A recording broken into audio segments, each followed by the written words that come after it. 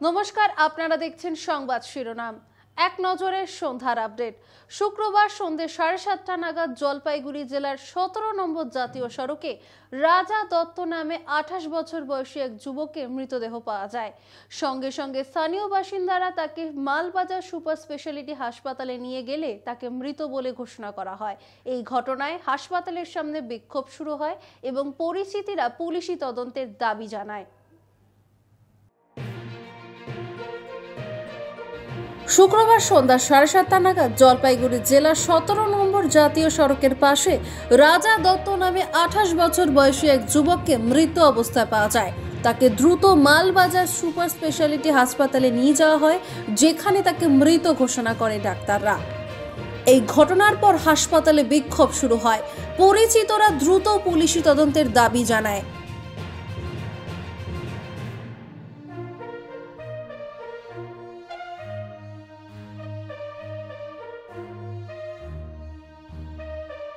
পশ্চিমবঙ্গের মুখ্যমন্ত্রীর বিরুদ্ধে সুকান্ত মজুমদারের অভিযোগ বেশ গুরুতর।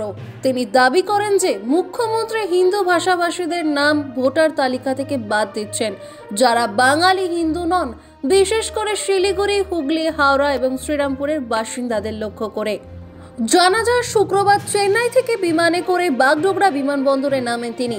সেখান থেকে মাটিগাড়ায় সাংসদের আবাসস্থলে বৈঠকের উদ্দেশ্যে রওনা হয়েছেন তিনি। এক্সাইজ থেকে এবং আমরা সব থেকে বেশি ক্যাপিটাল এক্সপেন্ডিচারে খরচ করি। ক্যাপিটাল এক্সপেন্ডিচারে যে রাজ্য যত বেশি খরচ করে, এটা বাজেটের মোদ্দা কথা মনে রাখবেন, ক্যাপিটাল এক্সপেন্ডিচারে যে রাজ্য যত বেশি খরচ করে সে রাজ্যের বাজেট তত বেশি স্ট্রং, শক্তিশালী, সে তত বেশি রোজগার সৃজন করবে, তত বেশি কর্মসংস্থান হবে। ক্যাপিটাল এক্সপেন্ডিচারে রাজ্য যদি আপনার খরচ না করছে, এর মানে হচ্ছে গন্ডগোল আছে রাজ্যের বাজেটে, এবং সেটা পশ্চিমবঙ্গের বাজেট দেখলে বোঝা যায়। উচ্চ মাধ্যমিক পরীক্ষা আগামী 3রা মার্চ থেকে শুরু হতে চলেছে। নিরাপত্তা ব্যবস্থা জোরদার করা হয়েছে। উচ্চ মাধ্যমিক শিক্ষা পরিষদের সভাপতি চিরঞ্জীব ভট্টাচার্য ঘোষণা করেছেন যে 2089টি পরীক্ষা কেন্দ্রে সিসিটিভি ক্যামেরা এবং মেটাল ডিটেক্টর স্থাপন করা হবে। এই পদক্ষেপের লক্ষ্য হল নকল প্রতিরোধ করা এবং প্রায় 5,08,000 পরীক্ষার্থীর জন্য একটি সুষ্ঠু পরিবেশ নিশ্চিত করা। উত্তরবঙ্গে আমরা এসেছি মূলত হচ্ছে আমাদের এখানে যেটা এইচই মিটিং, মানে হচ্ছে হেড এক্সামিনার্স মিটিং, যারা আছেন প্রধান পরীক্ষক যারা আছেন তাদেরকে নিয়ে মিটিংটা গতকাল হচ্ছে শিলিগুড়িতে আমাদের হয়েছিল। শিলিগুড়িতে সেই মিটিংটা হলো। তো হওয়ার পর আমাদের অনেকগুলো স্কুলের আমাদের যাওয়ার পরিকল্পনা ছিল। যেমন গতকাল গিয়েছিলাম Maynaguri road HS school, higher secondary. শুক্রবার খড়দহ এলপি কলোনি এলাকায় এক গৃহবধূর উপর ভয়াবহ অ্যাসিড হামলার ঘটনা সামনে এসেছে। নির্যাতিতার প্রতিবেশী সুরজিৎ দেবনাথ এই জঘন্য কাজটি ঘটিয়েছেন বলে জানা গিয়েছে। সৌভাগ্যবশত মহিলা ব্যারাকপুর ডাক্তার BN বসু হাসপাতালে প্রাথমিক চিকিৎসা নিয়ে মুক্তি পেয়েছেন। নির্যাতিতার পক্ষ থেকে এরপরে রহরা থানায় লিখিত অভিযোগ দায়ের করা হয়েছে বলে জানা গিয়েছে। আমি তো উপস্থিত ছিলাম না, আমি ডিউটি গেছিলাম। তারপরে আমার ভাইপো ফোন করে বলল এই ব্যাপার হয়েছে, কাকা তুমি তাড়াতাড়ি আসো। তারপরে আমি আসলাম, এসে দেখলাম ওদেরকে হসপিটালে নিয়ে গেছিলো ভাইপো। হসপিটাল, কোন হাসপাতালে নিয়ে গেছে? বীরেন বোস থেকে ও তখনই নিয়ে আসলো। নিয়ে আসার পরে আমি দেখছি লোক ওইখানে জড়ো হয়েছিল।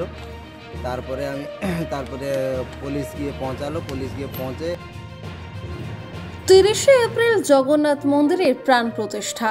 আর এই প্রাণ প্রতিষ্ঠার পূর্বে পরিদর্শনে এলেন পুরীর জগন্নাথ মন্দিরের মুখ্য দ্বৈতপতি শ্রী রাজেশ দ্বৈতপতি মহারাজ।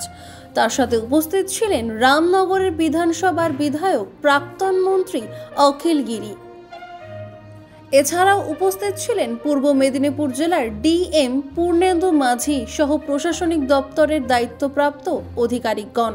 যেখানে রথগুলো থাকবে সেই জায়গাটাকে আমরা টেন্ডার করে এটাকে ডেভেলপ করেছি। এখানে 7 রথ থাকবে। আর এই যে পার্কটা, এই পার্কটাও আমরা ডেভেলপ করছি। আর একটু ঘাট তো ইরিগেশন ডিপার্টমেন্ট ঘাট করছি, জাস্ট মানে আমাদের মন্দিরের পিছনে ঘাট হচ্ছে। সব কাজগুলো আমরা টেক আপ করেছি।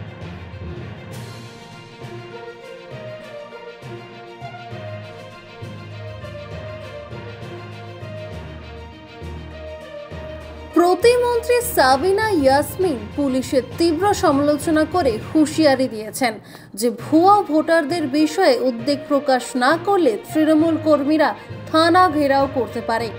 মালদা কলেজ অডিটোরিয়ামে তৃণমূলের এক সভায় বক্তব্য রাখতে গিয়ে ইয়াসমিন পুলিশ প্রশাসনের প্রতি অসন্তোষ প্রকাশ করে বলেন, একাধিক জায়গা থেকে অভিযোগ পাওয়া গেছে।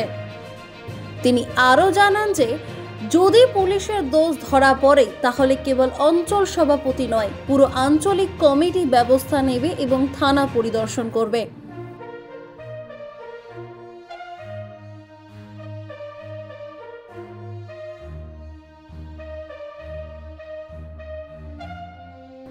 স্বরূপদা উত্তরপাড়া সমবায় কৃষি উন্নয়ন সমিতির নির্বাচন 30শে মার্চ অনুষ্ঠিত হওয়ার কথা ছিল বলে জানা গিয়েছে।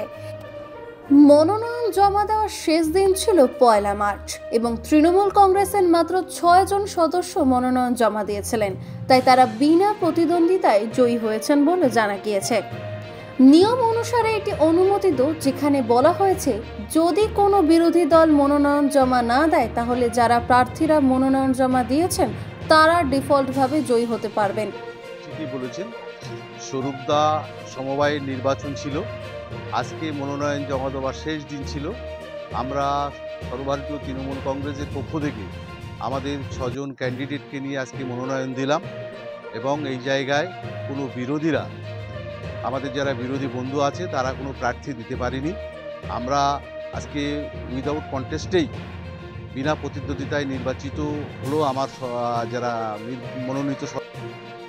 হুগলির পান্ডুয়া ব্লকের পঞ্চগড় উচ্চ বিদ্যালয়ে এক বিতর্কের সূত্রপাত হয়েছে, যেখানে অভিভাবক এবং শিক্ষার্থীরা স্কুলের গেট তালাবদ্ধ করে বিক্ষোভ করছেন।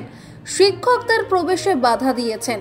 সরস্বতী পূজা উদযাপনের সময় অধ্যক্ষ হামিদুল হক দশম, একাদশ এবং দ্বাদশ শ্রেণীর পরীক্ষার্থীদের অপমান করেছেন এবং খাবার দিতে অস্বীকৃতি জানিয়েছেন বলে অভিযোগের ভিত্তিতে এই ঘটনাটি ঘটে।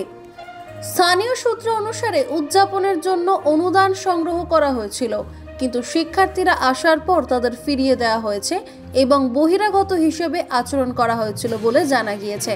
আমাদের মানে প্রতিনিয়ত সবজি দেওয়া হতো, মাংস তো বাদই দিলাম, আমি দেওয়াই হতো না, কিন্তু ডিমও দেওয়া হতো না। মাসে একবারও ডিম দেওয়া হতো না আমাদের। কেন এটা হবে? আমাদের 4টে খাতা দেওয়ার কথা, কিন্তু আমাদের দেওয়া হতো 2টো খাতা। কেন দেওয়া হবে আমাদের এই 2টো খাতা? আমরা স্যারকে বলার সত্ত্বেও কিন্তু এটার কোনো কিছু হয়নি, তাই আমি আজকে এখানে বলছি যেন কোনো কিছু করা হয়। এটা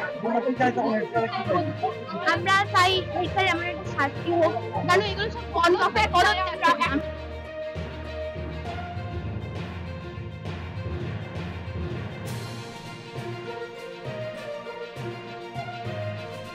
উত্তরাখণ্ডের চামোলি জেলায় এক ভয়াবহ তুষার ধসে অনেক শ্রমিক আটকা পড়েছেন।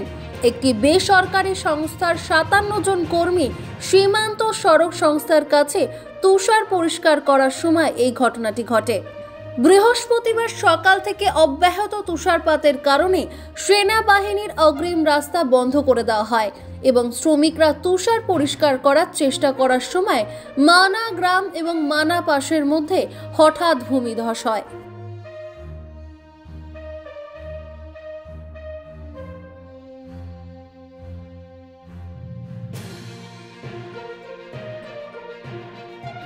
ঝাড়গ্রাম জেলার নয়াগ্রাম পুলিশ থানা গরু পাচারের অভিযোগে এসকে রোহিত আলী এবং আক্তার খান নামে 2 ব্যক্তিকে গ্রেপ্তার করেছে। পশ্চিম মেদিনীপুর জেলার কাশপা নারায়ণগড়ের বাসিন্দা অভিযুক্তরা শুক্রবার রাতে ঝাড়খণ্ড থেকে গোপীবল্লভপুর হয়ে পশ্চিম মেদিনীপুরের 4টি গরু পরিবহনের সময় ধরা পড়েছে বলে জানা গিয়েছে।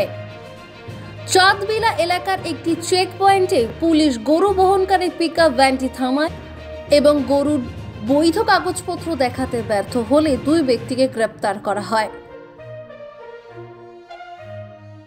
শনিবার অভিযুক্তদের ঝাড়গ্রাম আদালতে পেশ করা হয় এবং আইসি সুদীপ ঘোষালের নেতৃত্বে পুলিশি চেকপয়েন্টে সফলভাবে চোরাচালান বন্ধ করা হয় এবং গরুগুলিকে ফের পরিবহন থেকে বিরত রাখা হয়।